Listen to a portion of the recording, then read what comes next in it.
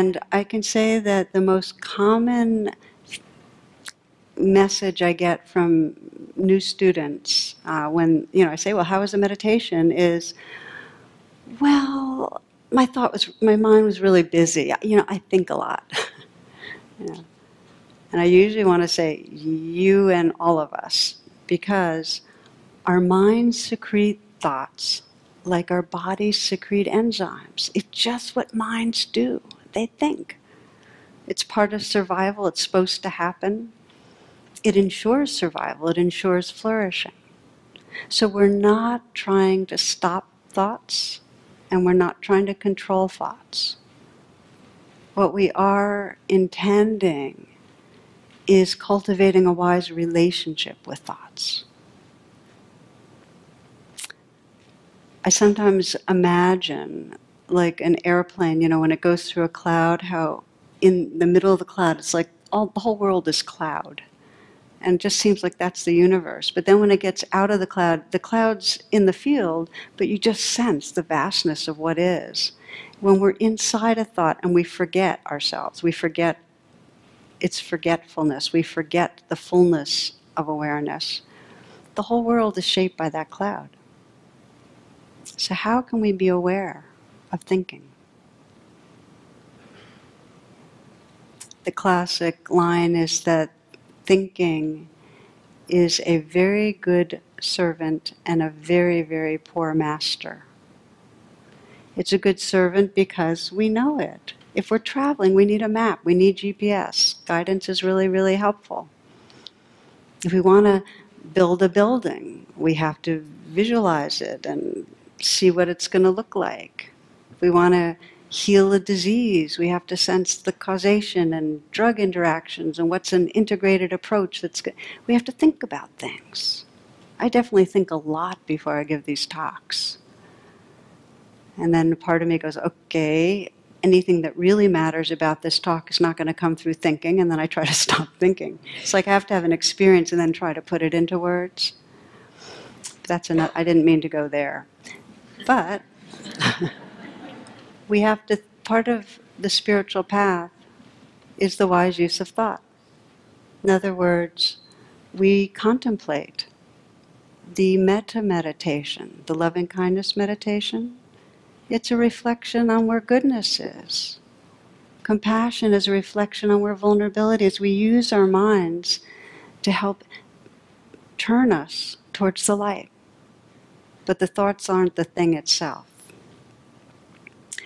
When thoughts are the master, it's because we're caught in obsessing, we're lost in them, they're driven by fear, they show up as judgment, and it's a prison. It's like you can sense that your body and mind is living in something smaller than the truth of who you are. Thinking then becomes, when it's a master, a prison. I remember some years ago working with a student, and he was very caught in self-judging thoughts. And he said he reminded himself of this tiger, this regal white tiger that he had visited in the Washington, D.C. National Zoo. The tiger's name was Mohini. And Mohini was put in this cage that was like about a 12 by 12 cage with iron bars and cement floor. And for years, Mohini would just go back and forth, pacing. You've seen how it happens in these tigers in cages in a zoo. And eventually what happened was the biologists, the staff worked together to create this amazing natural habitat for her. Several acres at hills and a pond and, a variety of vegetation. So it was with a lot of excitement and anticipation that the staff brought Mohini to her new home. But it was too late, because when the tiger was released, she immediately sought refuge in a corner of the compound and just began pacing the same kind of pacing, 12 feet by 12 feet, back and forth. And she did that for the rest of her life, wearing bare this stretch of grass. So perhaps the biggest tragedy that we kind of sense in our lives is that freedom is possible.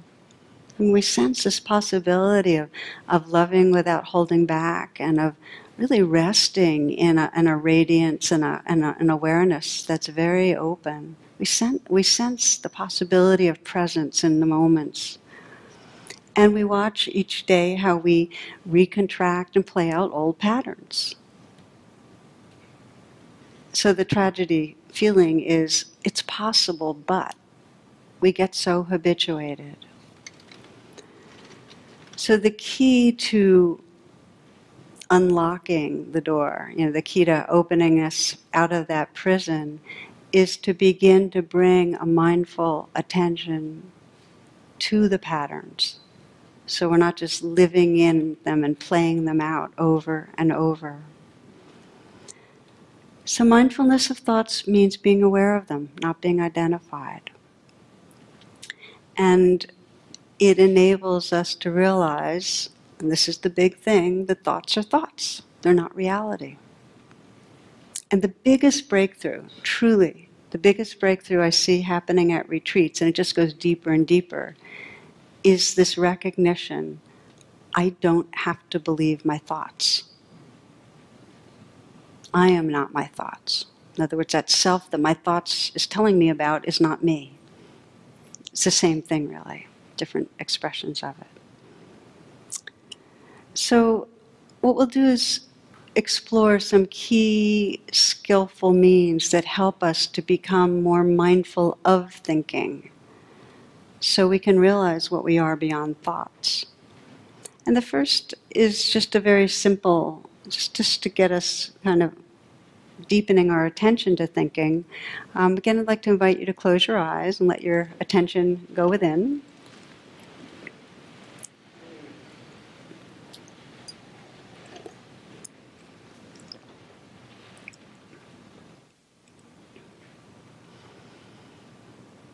And take a few breaths. Let yourself feel collected. Come right here.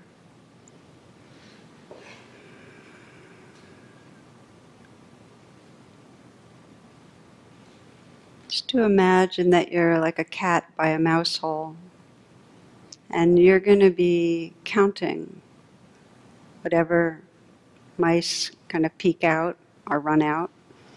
You're counting thoughts.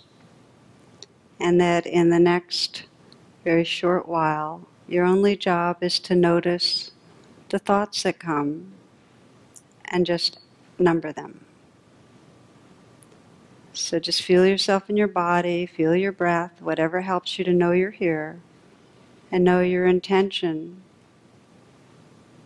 is to count your thoughts. Okay, please begin.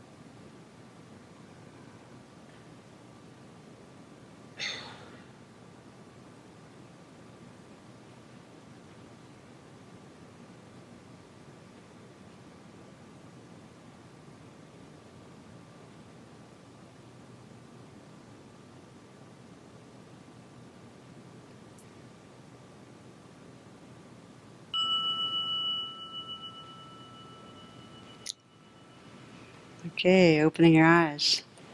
Come on back. So let me check with you. How many of you had under 10? Okay, there's under 10 people or that. How about 10 to 20? The 10 to 20 zone? 20 to 30? 30 to 40? Over 40? Over 100? So just to take a moment and sense, as you were being that cat by the mouse hole, what the thoughts actually were. How many of you had thoughts that came kind of audio like words or sound bites? Can I see by hands? I'm just curious. Okay. How many more had kind of images, maybe a background message or something, but more imagery? Yeah. How many were still shots? Movie? How many had kind of like a movie? Okay, so some of you noticed that it could be more in motion, kind of like a movie. Sometimes they're body-based. You might have noticed that you had a thought, but it was some impression, but you could really kind of feel the sense of it in your body. And some of you might have noticed that you had kind of sneaky thoughts, like, oh, it's getting quieter. Or, oh, just the naming of a number is a thought, right? Anybody get caught in that loop? Uh-huh. And sometimes they're emotionally tangly, like, I'm really not doing this right. I really don't, or some reaction to it. And then you start sensing that the thought comes with a lot of energy. So the deal is that thoughts are representations of reality. They come as, usually images, sound bites, some combination of it. The most important recognition, and this is the phrase that I like the best, is that thoughts are real, but they're not true. And by that I mean they're representations of reality. They really are happening, but they're not the reality itself. In other words, if you saw a photo of a tree or you had a thought of a tree, it wouldn't be the actual living tree that you know with its leaves budding and turning colors and falling off and swaying in the breeze or still, or the smell of blossoms or the feeling of the bark. It's not that, right? It's a representation. John Audubon said, if there's a difference between the bird and what the guidebook says, believe the bird, And some of you know that for many years I had a favorite t-shirt and it said meditation. It's not what you think. So when our minds are very busy, when we're in that incessant dialogue, we tend to conflate thoughts with reality. In other words, they're not in our mind representations, they're not a map, they are it. We're believing what's going on in our mind. So most styles of meditation begin by saying, let's get quiet a little.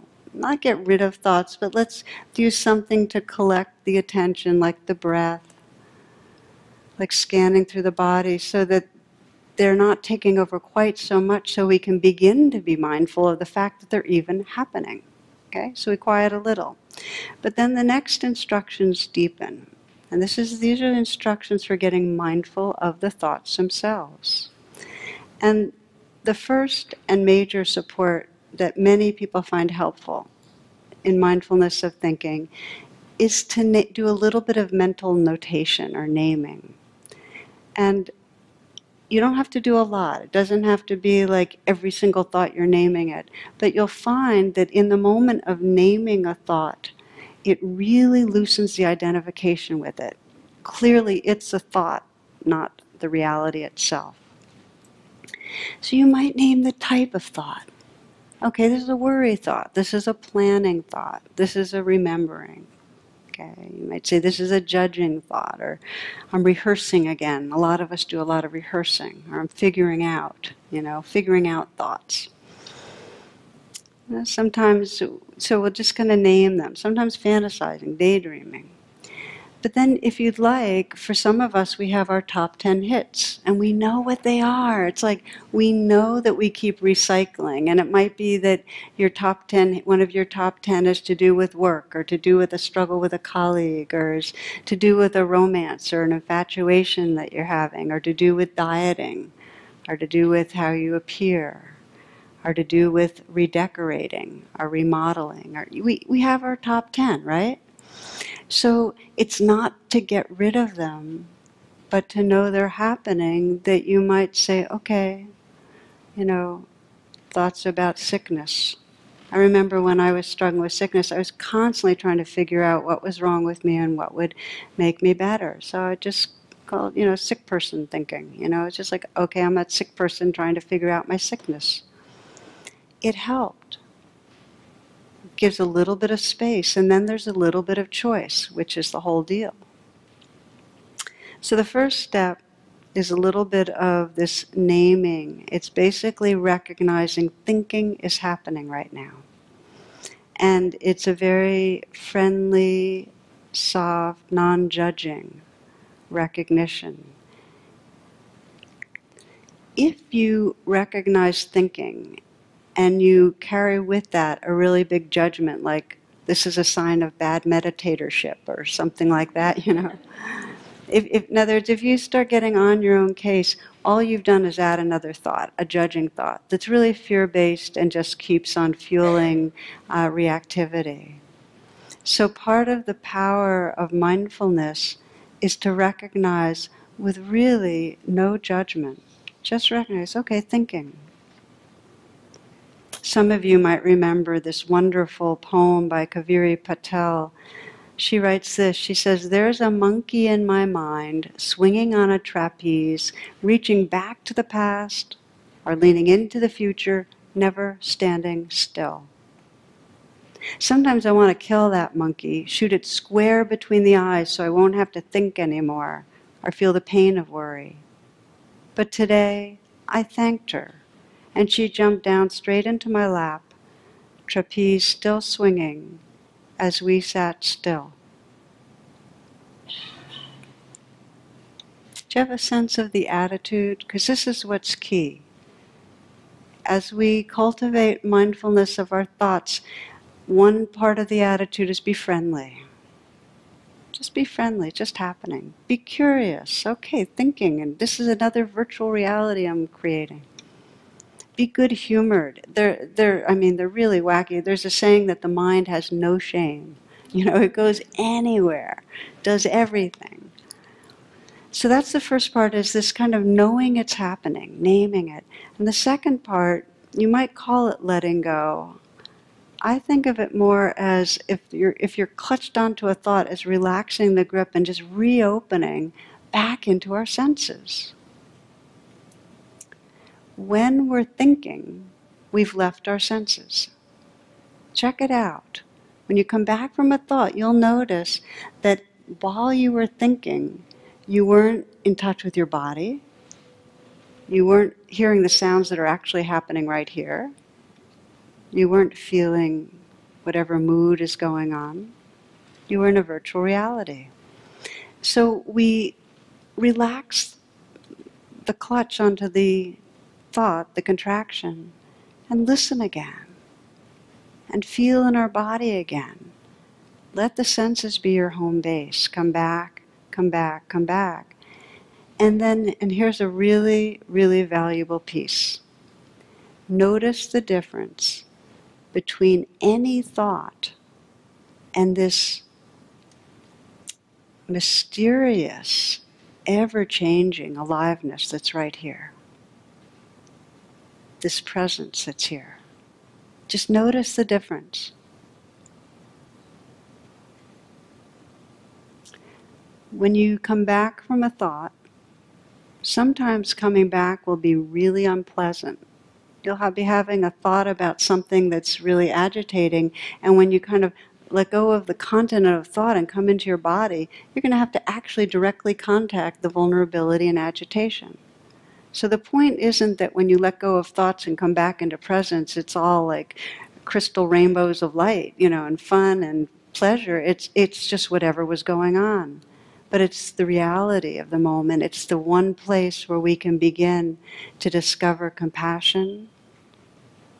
And in the space between the thoughts, that's the one place where wisdom can really begin to arise.